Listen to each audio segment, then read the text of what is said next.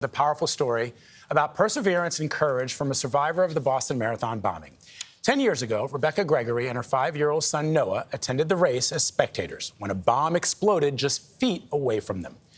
Gregory's body shielded Noah, but she was seriously injured, eventually losing her left leg.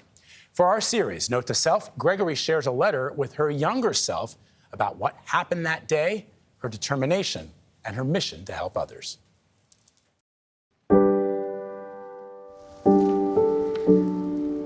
Dear 10-year-old Rebekah, right now you are sitting on the school sidewalk with a suitcase beside you, waiting for your dad to pick you up. You feel embarrassed and abandoned because he didn't show up again. His abuse is not your fault, and I wish I could take away your pain, but I can't. What you will learn many years from now is that the hurt you feel will fade away, but the impact from it will become your legacy. For now, call your mom, and she'll be there. She always will be, and for many years to come. While you wait, why not make your sisters laugh like you're good at? You're going to need that humor later on when you don't have a leg to stand on. I can't promise it's going to be easy, Rebekah. Some challenges you will bring on yourself, and others you will have zero control over. Before you know it, you will be a mom at just 20 years old. You will have no clue what you're doing, but your son Noah will give you a purpose that you've never experienced before. You will grow up together, and he will teach you, make you a better person, and save you time and time again. By your mid-20s, you will feel stability and happiness. You and Noah will have a beautiful home in Texas, your career will be thriving, and for your 26th birthday, you will travel to Boston to attend the marathon with a guy you've been seeing who you will later marry. That day in 2013 will change the trajectory of your entire life. There's been a terrorist attack in Boston. 2 bombs were placed in the crowds. The 2 explosions killed at least 3 people, at least 144 were wounded. When Noah is sitting down on your feet, a bomb will explode less than 3 feet behind you. And your body will shield him from the shrapnel. It's a lot to take in, I know. And as you navigate through the ups and downs of your recovery, it will be a lot. You'll undergo 76 operations. You'll lose your left leg below the knee. You'll lose your grandparents, your fairy tale marriage after tragedy, any sense of normalcy. But what you will gain will be indescribable. You will learn to adapt to a new normal and do things you never knew you were capable of. Like running in the Boston Marathon on a prosthetic leg. This was the hardest thing that I think I've ever had to do, and when I crossed the finish line, I took my life back today. And confronting the remaining bomber in federal court. You will look him in the eyes and tell him that you are not his victim. And you will promise that you will use your time left to make the world a better place.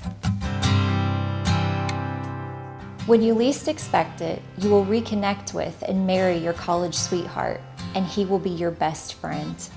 Together, you will fulfill the promise you made in court by starting a charity called Rebekah's Angels, where you will fund trauma therapy for nearly 500 families in the first 5 years. R-Y-L-E-I-G-H spells Riley. You will have a miracle baby named Riley, a little girl that no one thought you'd have with all your injuries from Boston.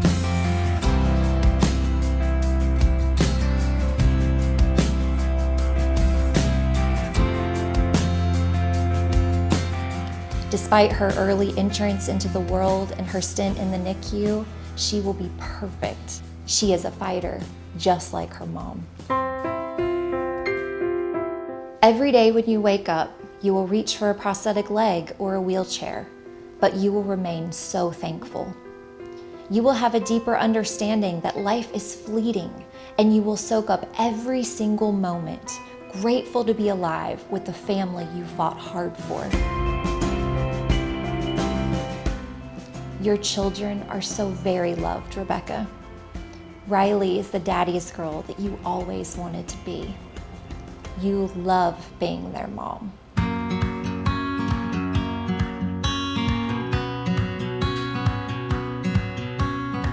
With the wisdom that you have gained, you will travel the world sharing your story and write that book you were dreaming about.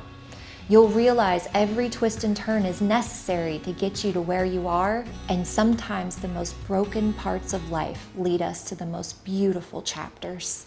Now do you see why I can't scoop you off that sidewalk? All that pain is part of the recipe for the good stuff.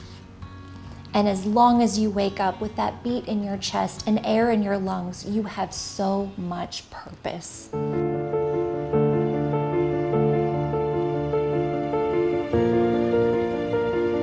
So do your best to keep surviving right now so that you can fully live later.